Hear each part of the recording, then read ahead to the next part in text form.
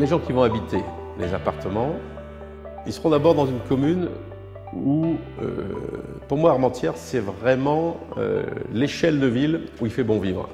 Où il y a école maternelle, collège, lycée, médiathèque, cinéma, commerce de centre-ville, vie culturelle. Donc nous avons voulu d'emblée mixer à la fois l'habitat avec ce pôle loisir pour finalement en faire un quartier de ville et en même temps donc toucher à l'excellence que nous voulions concrétiser.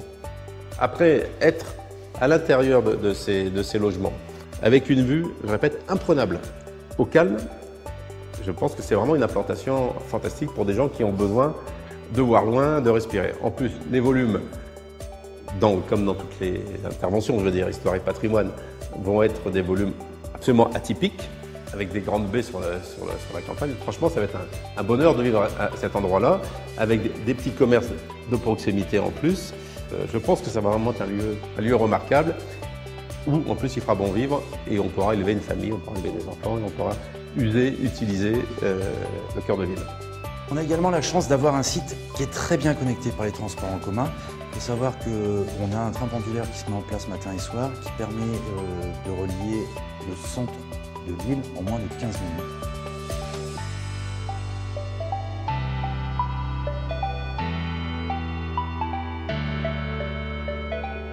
La stratégie des labels EURA qui ont été mis en place par la métropole européenne de Lille, c'est de créer des pôles d'excellence. En fait, le projet EuroLoisirs par lui-même est bien la reconversion d'un site global.